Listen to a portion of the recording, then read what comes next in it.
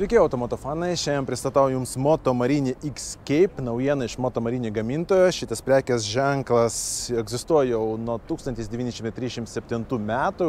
Šiaip skaitosi itališkas, bet dabar toksai pusiau, kažkiek kiniečiai yra išpirkę. Tai pristatysiu, papasakosiu, kas čia per žvėris. Tai turime 3 komplektacijas, būna Alloy, kur yra lėti ratlankiai, tai kaina prasideda nuo 7000, yra Spoket, būtent šita komplektacija, čia 7,5 ir būna Golden Wheels, kur yra tokie paauksuoti, kaip auksiniai ratlankiai ir bus jau šildomas sėdynė, šildomas rankinėlis, čia jau full package, tai jo kaina jau beveik 8000. Tai už šitą motociklą dabar prašo 7,5, o yra akcija, kur už 6,990 galima nusipirkti. Naują motociklą su 3 metų garantija. Visai neblogas dylas, dėl to ir paėmiau išbandyti, kas čia per daiktas. Variklis 70 arklio galių, 68 Nm, toks aukso viduriukas rinkoje. Bet pamiršau paminėti, kad iš Moto Marini tai yra naujas variklis. Anksčiau jie siūlė 600 PM, dabar 700, kur prisidėjo plus 10 arklio galių. Tai visai neblogai ir kaip už tokius pinigus, jis gan galingas. Nors motociklas nėra super žinomas, arba šitas brandas nėra super žinomas, bet šiaip detalės, iš ko jisai komplektuojamas, gan žinomas. Tai pavyzdžiui, stabdžiai ir Brembo.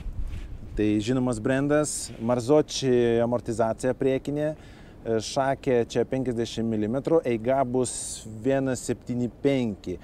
Nepasakyčiau, kad daug kaip tokiam adventure tipo motociklui, bet toks irgi aukso viduriukas. Gale stovi Kajaba, monošokas, 1,65 eiga ir reguliuojamas. Kaip matote, ten yra rankinėlė, kurią galima sukti ir reguliuoti.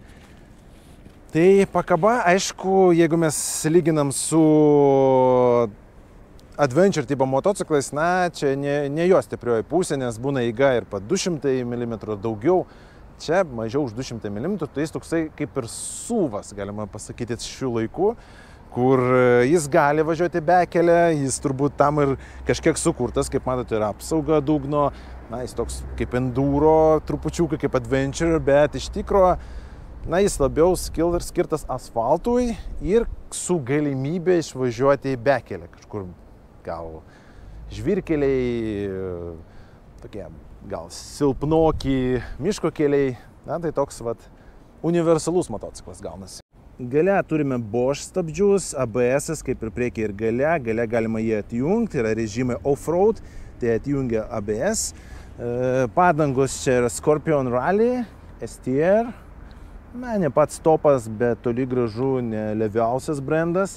Priekyje 19 tolių ratlankis, gale 17. Tai irgi nepasakyčiau, kad super off-road, toks universalumas. USB jungtis, standartinė ir Type-C. Tai galima ir telefoną krauti ir dar, pakabinti navigaciją. Aišku, ir čia yra navigacija, 7 colių TFT ekranas. Visai padori grafika. Atrodo gražiai, fainai. Posūkio signalai. Priekinis stiklas irgi reguliuojamas pagal aukštį, tai galima aukščiau arba žemiau. Aišku, kai yra aukštesnė ta padėtis, jis turi kažkiek drebėjimo. Kai mes užkursim variklį, pabandysiu jums užkurti, tai man šitas nepatiko. Bendrai, koks minusas to baiko, tai trupučiukai jis turi tokio drebėjimo. Pavyzdžiui, veidrodėliai. Kaip laisvos apsukos, matot, jeigu girdi toks drebėjimas. Gal dėl to, kad šitas variklis mėgsta apsukas.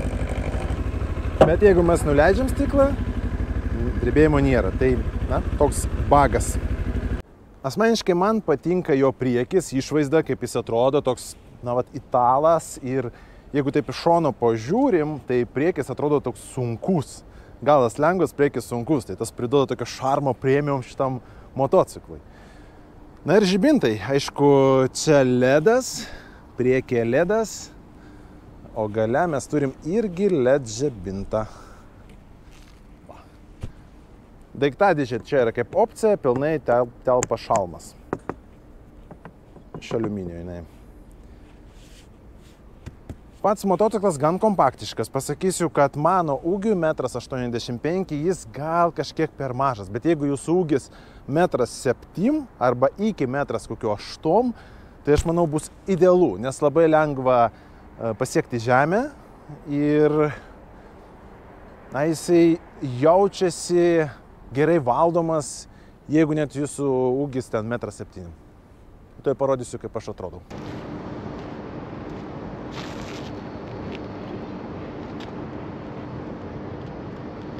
Lengvai galiu pasiekti žemę.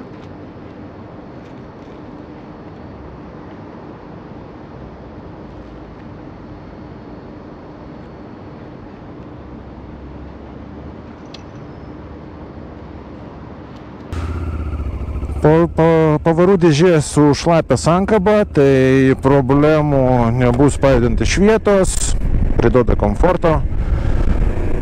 Variklis mėgsta apsukas, tai iškart išbandysim, kaip įsibėgėja, ar užtenka galios. Variklis labai mėgsta apsukas. Net garsas keičiasi, kai jis tarsi pabunda po 4000 apsukų. To išvažiuosim į aplinkelį ir pažiūrėsim, kaip jis pabunda.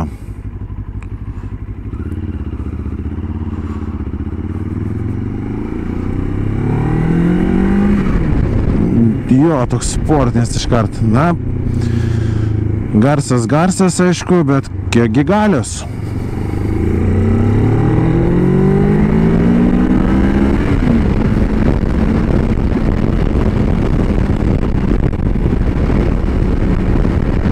Vidutiniškai tai pasakysiu, tas pats įsibėgėjimas, bet jausmas tai geras, nes tas variklio garsas tarsi kaip sportinio bolido, tarsi Formula 1. Kaip sakoma, galios tiek, kad jis jūs neužmuš, bet jausmų gerų duos.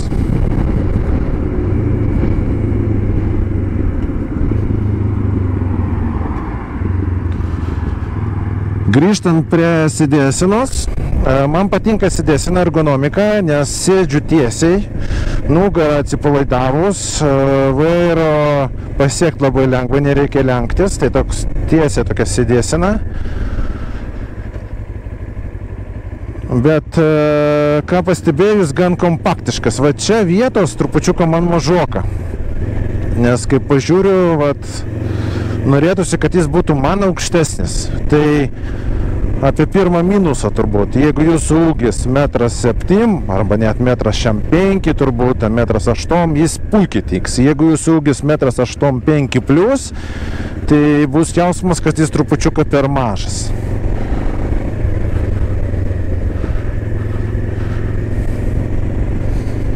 Bet man patinka variklis. Taip, duodi gazų ir tas garsas jo, jis tarsi pabunda. Iki 4000 jis toks biški kaip flegma, kaip pavadinti. O duodi gazų tai iškart.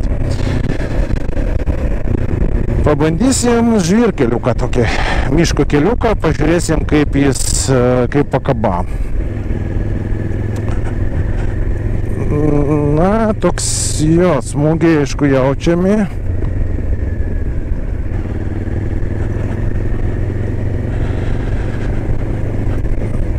Viduriukas iš tikro. Jeigu būtų iš 10 balų, tai duočiau kokius, kaip adventure, kokius 6 jam.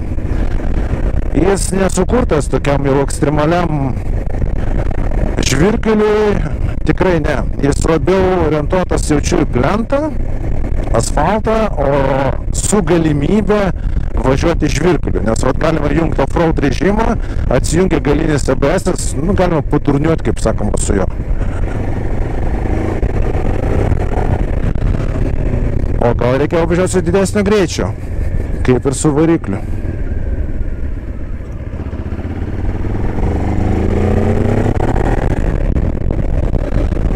Garsas gražus man. Tai grįžtam prie minusų. Kas man nelabai patiko, tai turbūt 3,5, vat, kai duodi gazo, tai yra toks burzgesys, toks kaip drebėjimas. Jis labai toks lengvas, bet gan dažnas ir vat, na, jauti. Galėjo Moto Marinį kažkaip, nežinau, čia gal variklio tokia specifika, bet tas drebėjimas jaučiasi. Jis, žinokit, bet jis nenervina. Aš kai tik atsisėdau ant to motociklo, man iš pradžių tas drebėjimas atrodė toks keistas dalykas, žinai, dreba, bet kai pavažinėjau, kai duodi jam gazo, na, jis toks tampa, nu, visiškai kitaip jaučiasi tas motociklas. Jis kaip ir kažkoks kaip sportinis kažkiek. Sakau, jis galios neturi labai daug. Ten 70 arklio galių tai nėra daug. Bet jausmas, vat gerai aš pasakiau, kad galios tiek, kad jis jūs neužmuš, bet jausmų tikrai daug duos tokių sportinių. Pakaba tai 6.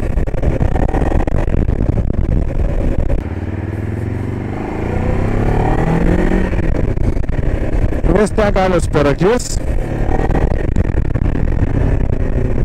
Stabdžiai geri. Galas, na, trupučiukas silpnokas, bet jis ir neturi būti stiprus. Pavyzdžiui, pas Honda net silpnesnis galas būna. Čia toks, na, viduriukas irgi. Bet aišku, daug daugiau energijos ir to stabdymo galios tai priekį. Neitralią rasti tikrai nesunku, gan stabilus, nedidelis, trupučiuką man per mažas, bet jausmas geras, svoris, jo nedidelis, trupučiuką virš 200 kg, svorio centras gan žemai.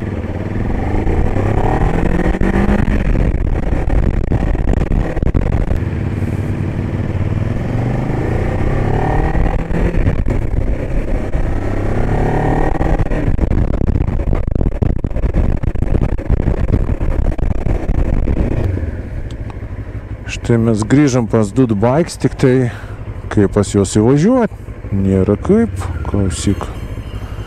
Okay.